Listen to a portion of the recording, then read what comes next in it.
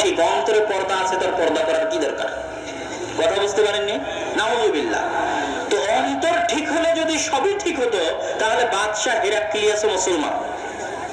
কেন বাদশাহ হেরাক্লিয়াস অন্তর দিয়ে বিশ্বাস করত যে মুহাম্মদ আল্লাহর নবী এবং তার রাসূল, কিন্তু মুখে ঘোষণা দেয়নি। কথা বুঝতে পেরেছেন? কাজে বাস্তবায়ন করেনি। বুখারীর হাদিস খুলেন, বুখারী শরীফের প্রথম 2-3টা হাদিস, হেরাক্লিয়াসের বিশাল ঘটনা। যখন হুদায়বিয়ার সন্ধি হয়েছে, হুদায়বিয়ার সন্ধির সময় একটু ফাঁকা সময়, মক্কার কাফেরদের সাথে আজীবন যুদ্ধ লেগে থাকতো। এখন চুক্তির কারণে যুদ্ধ নাই, তো মক্কার কাফের গেছে ব্যবসা করতে সিরিয়াতে, আর আল্লাহ রাসূল এই সময়কে কাজে লাগিয়েছেন দাওয়াতি কাজে। চিঠি লিখছেন বড় বড় বাদশার কাছে। তৎকালীন রোমান সাম্রাজ্য, রোমান মানে রোম, রোম মানে আজকের ইতালির রাজধানী রোমকেই তৎকালীন যুগে রোম বলা হতো। এবং কোরআনের আয়াত গলিবাতির রোম, সেটা আজকের ইতালির রাজধানী রোম।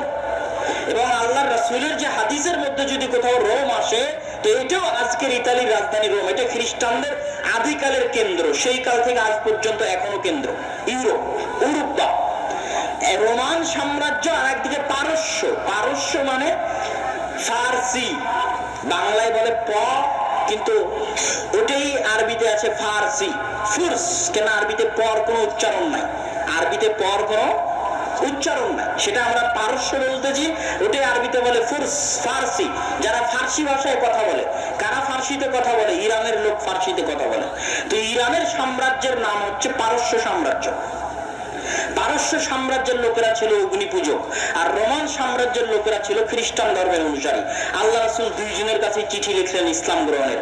আসলিম তাসলাম, ইসলাম গ্রহণ করো, নিরাপদে থাকবে। চিঠি মুহাম্মদ আব্দুল্লাহ, আল্লাহর বান্দা এবং তার নবীর পক্ষ থেকে তোমার নিকটে। আসসালামু আলা মান ইত্তাবাআল হুদা, শান্তি বর্ষিত হোক তার প্রতি যে হেদায়েতের অনুসারী। তারপর আল্লাহ রাসূল ওই আয়াত লাগিয়ে দিলেন, তাআলা ইলা কালিমাতিন বাইনানা ওয়া বাইনাকুম, ওই কালেমার দিকে আসো যেই কালেমা, যেই কথা আমার এবং তোমাদের মধ্যে একক, যেটা ডাক্তার জাকির নায়েক তার প্রায় বক্তব্যে বলে। ওটা আল্লাহ রাসূলের চিঠির বাক্য। আল্লাহ রাসূল বাদশাদের নিকটে চিঠি লিখেছেন এই বাক্য দিয়ে, বেশি নয়, 2-3টা বাক্য। তার মধ্যে একটাই দাওয়াত তোমার আর আমার মধ্যে, যেটা একমত যে আল্লাহ এক ও অদ্বিতীয়, আল্লাহর কোনো মূর্তি বানানো যাবে না, কোনো শরীক করা যাবে না, আসো এই কথাটা মানি। এটা তাওরাতেরও কথা, এটা ইনজিলেরও কথা, এটা কোরআনেরও কথা। অন্তত যেটাতে একমত সেটা তো মানি। এটা এই বলে আল্লাহ রাসূল চিঠি লিখলেন। হেরাক্লিয়াসের কাছে চিঠি গেছে। হেরাক্লিয়াস বলছে চিঠি কার নিকট থেকে এসেছে? আরবের যে লোক নবীর দাবি করেছে তার নিকট থেকে এসেছে। আশেপাশে কোনো আরব ব্যবসায়ী আছে? তো বলে আছে, আবু সুফিয়ান। চিঠি এসেছে আল্লাহর রাসূলের পক্ষ থেকে, আর ব্যবসা করতে গেছে আল্লাহর রাসূলের তৎকালীন সবচেয়ে বড় শত্রু আবু সুফিয়ান রাদিয়াল্লাহু তাআলা আনহু, যিনি পরবর্তীতে ইসলাম গ্রহণ করেছিলেন। তা আবু সুফিয়ানকে ডেকে পাঠাও। ডেকে পাঠালেন। বাদশা জিজ্ঞেস করতে লাগলো, এই আচ্ছা শোনো, মুহাম্মাদের পূর্বে, ইতিপূর্বে কেউ কি নবুয়তের দাবি করেছিল তোমাদের কেউ? বলে না। যদি কেউ নবুয়তের দাবি করে থাকতো তাহলে আমি মনে করতাম যে ওর দেখা দেখি মুহাম্মদ করছে। একজনের দেখা দেখি আরেকজন কাজ করে না? আচ্ছা, মুহাম্মাদের বংশে সাল্লাল্লাহু আলাইহি ওয়াসাল্লাম ইতিপূর্বে কি কেউ রাজা ছিল? তো বলে না, কেউ রাজা বাদশা ছিল না।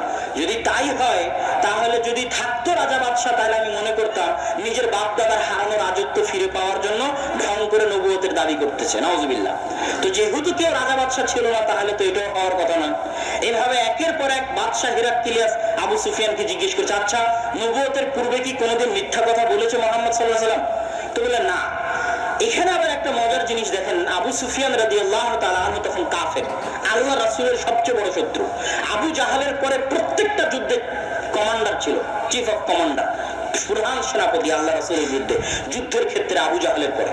শত্রুর বিষয়ে জিজ্ঞেস করা হচ্ছে, কিন্তু একটা মিথ্যা কথা আবু সুফিয়ান রাদিয়াল্লাহু তাআলা আনহু বলেননি। শত্রু হওয়ার পরও তৎকালীন আরব কাফেরের নিকটে মিথ্যা এত জঘন্য, এত ভয়াবহ, এত ভয়ঙ্কর, এত ন্যাক্কার অপরাধ ছিল যে শত্রুর ক্ষেত্রেও তারা মিথ্যা বলতে না।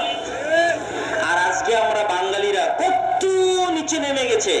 মিথ্যা হচ্ছে সবচেয়ে সহজ বস্তু বাংলাদেশে। যত রাজনৈতিক দল, নেতা, ভোট, চুরি চামারি, ব্যবসা বাণিজ্য, প্রত্যেকটা পদক্ষেপে 24 ঘন্টা মিথ্যা। তাহলে আমরা তৎকালীন কাফেরদের চাইতেও নিকৃষ্ট।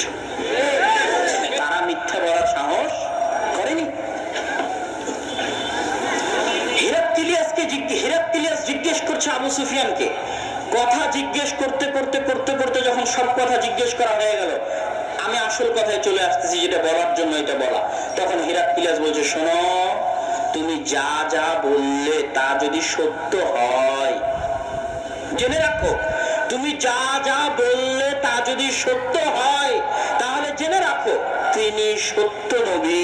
আর আমার পায়ের নিচে যে মাটি আছে, এই মাটির উপরও একদিন তিনি ক্ষমতা বসাবেন, এই মাটিও তার অধীনে চলে যাবে। তার বলার বেশি দিন লাগেনি, সাহাবীরা রোমান সাম্রাজ্য এবং পারস্য সাম্রাজ্যের পতন ঘটিয়ে ছেড়েছেন। তো এই হাদিস বলার উদ্দেশ্য কি? হেরাক্লিয়াস কিন্তু বলেনি যে আশহাদু আল্লা ইলাহা ইল্লাল্লাহ ওয়া আশহাদু আন্না মুহাম্মাদান আবদুহু ওয়া রাসূলুহু, আমি সাক্ষ্য দিচ্ছি আল্লাহ ব্যতীত কোনো মাবুদ নেই, মুহাম্মদ আল্লাহর রাসূল ও তার বান্দা, চলো এবার সালাত আদায় করি, চলো সিয়াম পালন করি। কথা বুঝতে পারেননি? হেরাক্লিয়াস অন্তর দিয়ে 100তে 100 জানতো যে মুহাম্মদ আল্লাহর নবী। তাহলে কি সে মুসলমান? তাহলে শুধু অন্তরে থাকলেই হবে না কাজে বাস্তবায়ন লাগবে? সবাই একমত যে হেরাক্লিয়াস কাফের। হেরাক্লিয়াস ঈমান আনয়ন করেনি, প্রকাশ্যে ঘোষণা দেয়নি, রাজত্ব হারানোর ভয়ে চেষ্টা করেছিল ঘোষণা দেওয়ার। যখন দেখলো যে রাজত্ব হারিয়ে যাবে, মানুষ মেরে ফেলে দিবে,